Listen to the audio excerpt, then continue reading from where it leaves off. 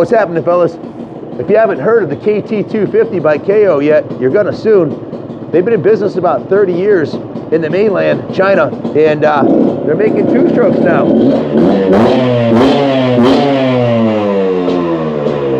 I was told this was a clone of a KTM 250. It was that was their starting point. It's lightweight, 6-speed transmission, motocross-inspired frame geometry, forks. Everything feels and looks pretty good on it. I just took it for a rip. It runs good too. So the deal is, I guess most of the big four and some other manufacturers are having their stuff made in Thailand and China anyways. So KO was like, if you can't beat them, join them. So you can buy one of these for about half the price of a brand new KTM, Suzuki, Honda, Yamaha, Kawasaki, any of the big four. But it's made in China, but it looks just like a new modern motocross bike. They've been in business about 30 years. They've been imported to the US here for about 10 years. They've been making this KT250 since 2021. And this one came from the Ed Brechka collection. These are the original tires on it. Everything's original on this bike. Ed bought brand new bikes and stored them. He had a collection of 19 brand new bikes. A couple of them had a few miles on them, like this one. It's got very, very low miles. It's got a full ignition on it with a key, so you can take the key out if you're gonna ride it on the road and park it and no one will be able to steal it. It has electric start, and of course it's liquid cooled, two-stroke, 250.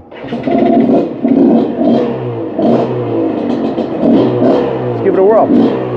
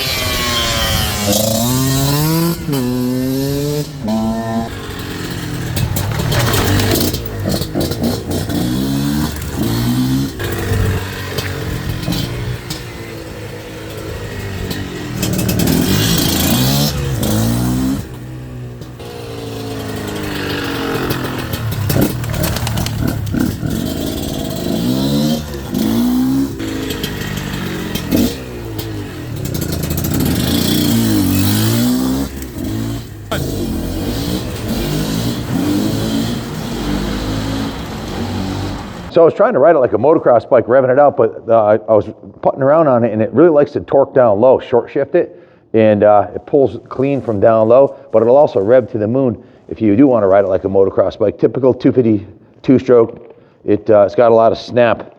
Another diamond from the Ed Brechka collection. Like I said, he collected bikes and never rode them.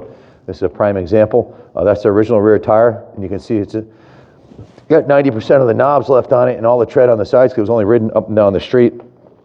I don't think if it was ever off-road, it was just briefly. Liquid cooled, 6-speed, two-stroke, electric and kickstart, which is cool in case the battery is dead. It won't be. This is a brand new battery we just installed to it. The original one had gone bad because it sat on display in Ed's private collection. Unbreakable control levers right out of the box. Super broad power band, like I mentioned, down low, it'll just bog down low, puddle on, or rev to the moon. Headlight, taillight, has the gripper seat cover on it. Toolless air filter access, they stole that from KTM, I'm pretty sure. Plastic frame guards right out of the box. Hydraulic disc brakes front and rear, front disc guard, 13.8 inches of ground clearance, and adjustable long travel front and rear suspension, clones of the Kayabas or WPs. So we just went right through the bike. Had been sitting in Ed's collection for a while. Installed a new lithium battery in it. All electrical functions are tested and working. The fuel tank was drained, flushed, and inspected. We put the VB94 ethanol fuel in it, mixed 40-1 with Bel-Ray. We removed the carb, disassembled and cleaned it, rejetted the carb with a new 145 main because it was a little lean, reset the float height, reassembled and reinstalled the carb. It's got new gear oil, and we did install a new gold heavy-duty final drivetrain. Other than the drivetrain, the rest of the components on it are all back to your original. Bike looks like it's got about 3 hours ride time on it. It looks brand new. It was steam cleaned, hand washed, and tested and she's ready to go. Comes with a kickstand and tail light and headlight. So an inexpensive way to get into dirt bike riding. The fork, as you can see the front of the forks there, this thing's never, there's not a single mark on the forks. The rims are in pristine condition. The fork lowers don't have any damage on it. They're adjustable for compression and rebound dampening. Fully adjustable suspension, just like on the Japanese and the Austrian bikes. Ed did drop it when he was riding it and dented the pipe on the side. He's got a little ding in the pipe right here.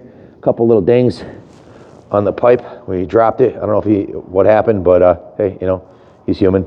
But the rest of the bike there's no evidence of it being ridden off-road or beat on at all. It looks to be in showroom brand new condition. Again, it's got a Kickstarter and electric start. I haven't used the kicker yet. I just used the electric start. The engine cases are in brand new condition. I can show you the frame rails. Not that you need to on a 3-hour bike, but it's about as good as they're gonna get, other than maybe being scratched from being put on the stand. So kickstand's nice, enduro complement. So when you get where you're going, you just put it on the kickstand. Heck, if you don't want to spend 11 grand, 10, 11 grand on a new Japanese one for less than half the price, you can buy one of these. This one's going to be on sale. I think it's going up for under $3,000. So for the money, it's a lot of bike, and that's the whole thing. It's a good value. They may not perform quite as good as a new Yamaha or a KTM, but they're less than half the price, so you can't complain. It's a really good deal. If you have any questions about it, give us a call, 860-454-7024. We finance, we ship it right to your door, and we take trades. Junior will hook you up. Just call Monday through Friday, anytime, 9 to 5.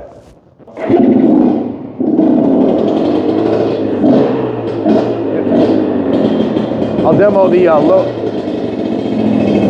bogging capability. Watch this.